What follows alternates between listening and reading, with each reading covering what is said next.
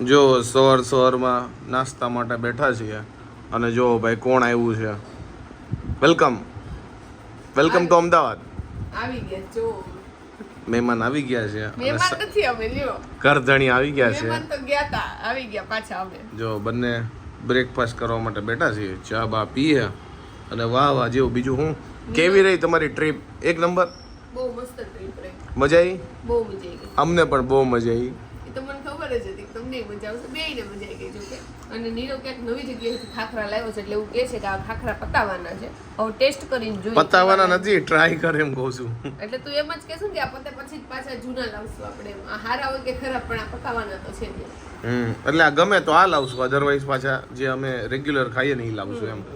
આ શું કહેવાય, હાથથી વણેલા ની છે, મશીનના નથી, એટલે થોડાક જાડા આવે. હું અને જાડુ જો બહાર આવ્યા હતા એક કામથી અને વાગી ગયા છે 2 અને જમવાનું બાકી છે.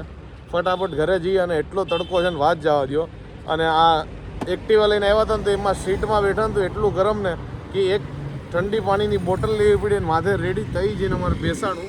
કાંઈ નહીં, હવે જાડુ જવું છે ને ઘરે. અને જઈએ ને આ વખતે તો કેવું કરતો, નીરવે ગાડી પાર્ક કરીને એના ઉપર દુપટ્ટો હોતો ને પાથરો તો બોલો, પણ તોય તે છે ને ગરમ સીટ થઈ ગઈ. કાંઈ નહીં, હવે ઘરે જઈએ, ખાવાનું બાકી છે, ફટાફટ ભૂખાઈ લાગી જઈએ. જો ફાઇનલી ઘરે પહોંચી ગયા છે અને જમવા બેસી ગયા છે. કોબી બટેકાનું શાક છે અને શાક અને રોટલી ને છાશ. સિમ્પલ છે પણ સ્વાદ એવો આવે છે ને કે વાત જવા દો, કારણ કે મોઢું એટલું થઈ ગયું છે. કા ભૂખ બહુ લાગી છે. હા, ભૂખ લાગી હોય ને એટલે સ્વાદ આમ એક્સ્ટ્રા આવે. અને છાશ આજ મસ્ત ખાટી છે, ખબર નહીં ગામડે થઈ ખબર નહીં હો ભાઈ, ખાટી એકદમ ગામડા જેવી છે. કદાચ ગામડેથી લાવ્યા એ પડી હશે હજી, પણ એક નંબર. બધો સ્વાદ એક નંબર આવે છે આજે. આજે હું રોંઢે છે ને અડધી કલાક સૂઈ ગયો ને તો મને અત્યારે ઊંઘ જ આવે છે. નકર એમ જ થાય છે કંઈ કામ નથી કરવું, કાંઈ નથી કરવું, ખાવું નથી, સૂઈ જવું છે. પણ હજી સૂવાના ટાઈમની વાર છે એટલે આપણે સૂવું નહીં. પણ શરીર છે ને આવું લૂઝ થઈ ગયું છે, ખાલી અડધી કલાક ઉતરન્યા એમાં. અને આ લોકો જો રસોઈની તૈયારી કરે છે અને આજે પ્રોગ્રામ છે ખીચડીનો. જો વઘારેલી ખીચડી છે. આ લોકો મને ક્યાં ના પૂછે હું ખાવું. મેં કીધું 5 કિલો ઊંઘ બનાવી દો આજે. ઊંઘ આવે છે ફૂલ.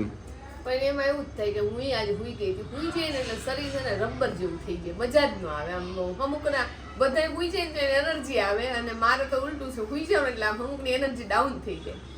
મારે વાંધો તો ન આવું ક્યારેક હુવો એટલે, પણ આજે ખબર નહીં આમ પૂરું થઈ ગયું છે. આજે એમાં એવું થયું કે સવારમાં નીરવ આજ મને લેવા આવ્યો હતો તો નીરવ લઈને આવ્યો ને તો અમે બે હુવાની જગ્યાએ છે ને વાતું એટલી કરી દે કે ઊંઘ પૂરી નહીં થઈ એટલે ઊંઘ આવે છે આજે આપણને. ટૂંકમાં આજે ઊંઘ પૂરી નથી થઈ.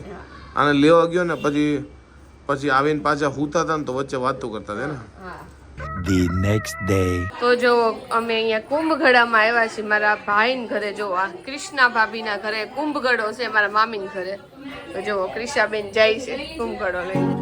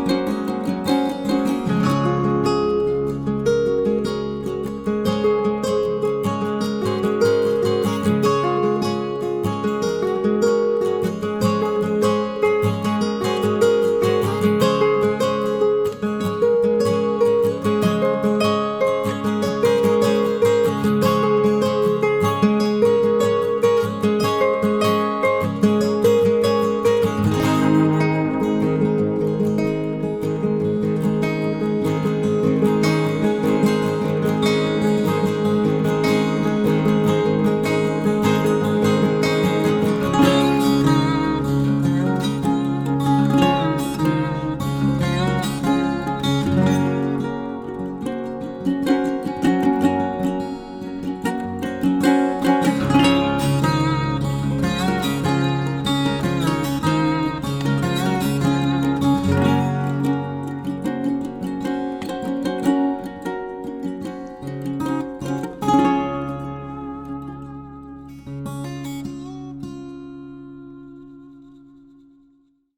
ભાઈ રોંઢોનો નાસ્તો કરવા માટે બેઠા છીએ.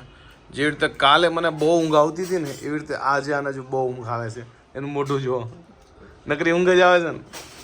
આખો દિવસ સુવાનો ને આખો દિવસ સૂતી રહું બોલે એટલી અત્યારે ઊંઘ આવે છે પણ તોય ઉઠી ગઈ મેં ઉઠી જાય નકર બસ રાતે ઊંઘ નહીં આવે. અને હમણાં એક શૂટ ચાલુ કરવાનો છે એટલે મેં કીધું ઉઠ નકર હુતા રહી ને તો વધારે ઊંઘ આવે. અને ઉઠીને થોડીક વાર આટા ફેરા મારીને તો એનર્જી આવે ને તો શૂટ થાય નકર શૂટમાં તે આવું આમ જો લંઘાઈ ગયું મોઢું આવે મારું. કાલ મારે એવું જ થયું તો આખો દિવસ મને ઊંઘ જ આવતી હતી. તો આપણા ઘરમાં એવું કઈ થઈ નથી કે બધા ઊંઘ જ આવે. જો ભાઈ હાલો નાસ્તો કરવા ચા પાણી હાલો મમ્મી ચા પીવા. હા પી લે. તમને ઊંઘ નથી આવતી ને? હું હોતી જ નથી, હું 10-15 મિનિટ હોતીશ. મોબાઈલ ઘુમાડસ કે? હા હમણાં મારા મમ્મી અને પપ્પા બે મોબાઈલ જ ઘુમાડતા હોય. હા નહીતર છે ને નીરવને મને કેવું પડે કે પાયલ થોડોક ફોન મૂકી દે અને થોડીક વાર હુઈ જાય. અને હવે મને નીરવ કહે છે કે નીરવ કે હાલે થોડોક પાયલ ફોન જો હુવાનું ઓછું નહીં પણ મને નકરી ઊંઘ જ આવે સાતના દિવસમાં. તો બોલો કાંઈ વાંધો નહીં, નેચરલી ઊંઘ આવી તો સારું. સાચી વાત. નકર રાતે આને ઊંઘ જ નથી આવતી. નહીતર મને ઊંઘ જ ન આવે. બોલો હું ફોન મૂકી દઉં ને તો 2-3 વાગ્યા સુધી જાગતી હોય. કાલનું 9:15 ઉપર ગઈ ને 20 મિનિટે હુઈ ગઈ. બોલો 9 વાગ્યામાં કા? 9 વાગ્યામાં હુઈ ગઈ. કાંઈ નહીં, હોતું રહેવાનું. હોવાનું બીજું હું, એ તો સારું ઊંઘ આવે. નેચરલી નીંદર આવી તો સારું. નકર ઘણા નીંદર નો આવે, ઈ બીમારી હોય. બીમારી હોય. એ હોતા જેવું હક નહીં ને જાગ્યા જેવું દખ નહીં. હા. હોતું રહેવાનું. પણ એમાં એવું થાય છે કે વધારે હુવાઈ જાય ને પણ પછી ઉઠીને તો માથું ભારે ભારે લાગે કારણ કે વધારે હુતા હોય ને એટલે કાંઈ હક એ કોઈ જગ્યામાં નથી. તો મમ્મી કહે છે કે નીરવનો બર્થડે હમણાં આવશે. નીરવ તને ખબર છે અધિક માસમાં જ તારો હતો બર્થડે? પરસોત્તમ મહિના. 13નો જન્મ છે આનો. પરસોત્તમ મહિના તે 2 અષાઢ હતા. પેલા અષાઢમાં આનો જન્મ છે. તો મમ્મી એનું નામ પરસોત્તમ કેમ નું રાખ્યું? પરસોત્તમ રાખ્યો તો સારું હતું. પેલા એમ જ નામ રાખતા હો. હા આપડા શરદ કાકાનો એ શરદ પૂનમનો એનો જન્મ છે તેનું શરદ નામ રાખ્યું છે. મારી બેન નો શરદ પૂનમ નો જન્મ છે પણ એનું નામ પ્રીતિ રાખ્યું છે. અમારે તો મોટી બેન નું નામ હારું ને મારું ઓલું જૂનું નામ છે. કાંઈ નહીં, કાંઈ સારું છે. પરસોત્તમ લાઠિયા એટલે કશું પરસોત્તમ રાખ્યું તો પરસોત્તમ. જે હોત આપણા હાથમાં થતું નહીં. અધિક મહિના. એ તો એ લાગે તારા વખતે થોડુંક તો એ સુધરી ગયું. બહુ જૂના હતા ને એમાં તો એવી રીતે જ રાખતા હતા. મારા હું કઈ એટલી જૂની નથી લે આપણે બે હારે જ છીએ. કઈ ને તો આનો 3 વર્ષે આનો બર્થડે આવે. તો હવે 3 વર્ષે ઉજવવાનું મમ્મી ઉજવવાનો જ નહીં બાકી. 5મો મહિનો છે, 6ઠો મહિનો આવ્યો હોત ને અધિક મહિનામાં તો હશે ખાસો. હાચો થઈ જાય. તો જો આજે આપણું શૂટ હતું ને 8 વાગ્યા સુધી આપણું શૂટ આવેલું છે કારણ કે સાડી ને એવું પહેરવાનું હોય તો થોડીક વાર લાગે. સાડી પહેરતા ને એમાં આ કડક ટાઈપની હોય ને આ સાડીમાં થોડીક વાર લાગે.